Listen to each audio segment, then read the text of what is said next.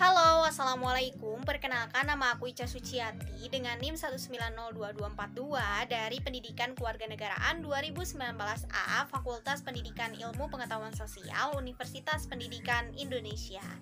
Video ini khusus Ica buat untuk memenuhi salah satu tugas ujian akhir semester dari mata kuliah Sosiologi Politik. Lalu di video ini Ica bakalan ngapain sih? Nah, di video kali ini Ica bakalan ngebahas tentang rekrutmen politik ideal demi kokohnya sistem politik Indonesia. Tapi sebelum kita masuk ke pembahasan, yuk kita intip dulu peta konsep yang telah Ica buat. Nah, ini dia peta konsepnya. Ica bakalan ngebahas apa aja sih? Jadi, Ica bakalan ngebahas pengertian rekrutmen politik, kemudian fungsi rekrutmen politik, lalu prinsip-prinsip dalam rekrutmen politik, dan terakhir kesimpulan. Pengertian rekrutmen politik menurut para ahli. Pertama, menurut Ramlan Surbakti. Menurutnya, rekrutmen politik adalah seleksi pemilihan dan pengangkatan seseorang atau sekelompok orang untuk melaksanakan sejumlah peranan dalam sistem politik pada umumnya dan pemerintahan pada khususnya. Yang kedua, rekrutmen politik menurut Gafar. Nah, rekrutmen politik menurut Gafar adalah suatu proses seleksi anggota-anggota kelompok untuk mewakili kelompoknya dalam jabatan administratif maupun politik. Kemudian yang ketiga, menurut Philip Altop dan Michel Ras. Menurut mereka, rekrutmen politik ini menekankan pada studi pengrekrutan politik pada peranan sistem pengadaan atau pengisian jabatan politik dalam proses rekrutmen. Nah, dari ketiga pengertian tersebut, maka dapat diambil kesimpulan rekrutmen politik adalah suatu proses yang menekankan pada seleksi, perekrutan, pemilihan, dan pengangkatan seseorang ataupun sekelompok orang untuk melaksanakan sejumlah peranan dalam sistem politik atau pengisian jabatan administratif maupun politik. Rekrutmen politik tentunya juga memiliki fungsi, yang diantaranya adalah yang pertama, rekrutmen politik berfungsi memelihara sistem sekaligus sebagai saluran perubahan. Kemudian yang kedua, rekrutmen politik merupakan hal yang sangat penting bagi kelangsungan sistem politik. Hal ini tidak lain karena tanpa elit yang mampu melaksanakan peranannya, kelangsungan hidup sistem politik tentunya akan terancam.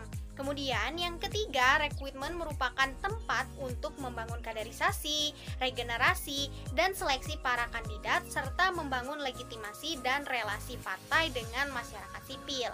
Dan yang terakhir, rekrutmen politik dapat dikatakan sebagai salah satu cara untuk menyeleksi warga negara untuk kemudian diorbitkan menjadi calon pemimpin dengan lebih mengkhususkan kepada orang-orang yang mempunyai bakat yang cukup menonjol tentunya. Pertama adalah loyalitas, yaitu kesetiaan pada partai yang merupakan landasan penting nih bagi seorang politisi untuk bersikap dan bertindak sesuai dengan ideologi partai tersebut. Yang kedua, bersih. Nah, maksudnya anggota, kader, dan pengurus partai mewakili masyarakat ya. Maka dari itu, sedini mungkin mereka harus bebas gitu dari perilaku tindakan yang tercela. Kemudian yang ketiga adalah transparan dan terbuka. Nah, transparan atau terbuka ini merupakan prinsip yang perlu dianut gitu dalam setiap proses rekrutmen, terutama untuk pengurus partai dan pejabat publik. Keempat, akuntabilitas. Nah, proses rekrutmen hendaknya dapat dipertanggungjawabkan tidak hanya kepada anggota, tetapi juga harus kepada masyarakat. Yang kelima, meritokrasi. Maksudnya, dalam hal rekrutmen, pengurus partai dan pejabat publik, partai politik seharusnya mengejampingkan mekanisme rekrutmen yang didasarkan atas kedekatan personal, termasuk kultural dan kekeluargaan. Yang keenam, demokratis. Nah, demokratis di sini adalah demokratis dalam proses rekrutmen diekspresikan sebagai perluasan partisipasi di dalam proses di mana ketika penyeleksi mengikuti perubahan metode seleksi, kandidat lebih inklusif dibandingkan sebelumnya. Kemudian yang ketujuh adalah desentralisis atau autonomus. Artinya, pengurus partai di daerah tidak dapat menyeleksi kandidat tanpa intervensi pimpinan pusat partai sama sekali. Begitu pula pimpinan pusat itu tidak seharusnya menentukan kandidat atau politisi tanpa adanya pertimbangan dari anggota dan pengurus partai di tingkat daerah.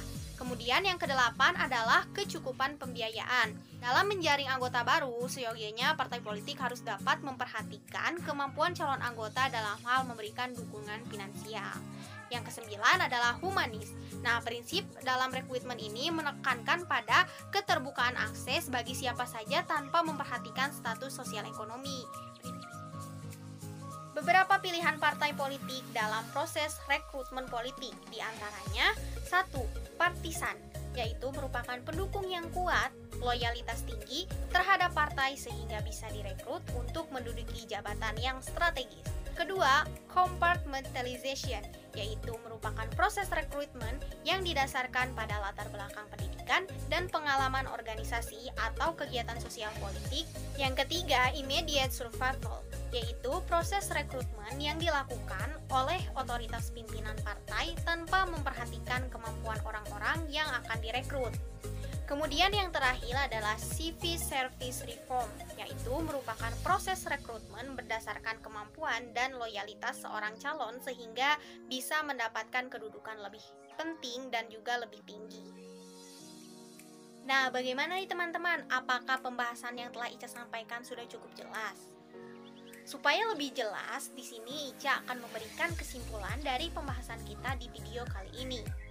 Rekrutmen politik merupakan proses perekrutan yang dilakukan oleh partai politik dalam mencari dan mengajak orang yang berbakat untuk aktif dalam kegiatan politik, tentunya sebagai anggota partai.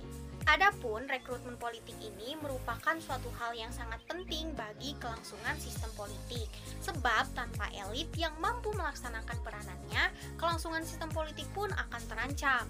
Nah, rekrutmen politik seyogyanya juga harus dilaksanakan dengan seideal mungkin dan sesuai dengan kaidah yang berlaku. Tentunya agar kemudian menjadi sistem politik dan sistem demokratis yang sehat dan jauh dari unsur-unsur negatif dan juga jauh dari upaya-upaya pencapaian tujuan politik dengan cara yang kotor. Baiklah teman-teman, kesimpulan tadi merupakan penutup dari video kali ini. Tak terasa rupanya kita harus berpisah nih.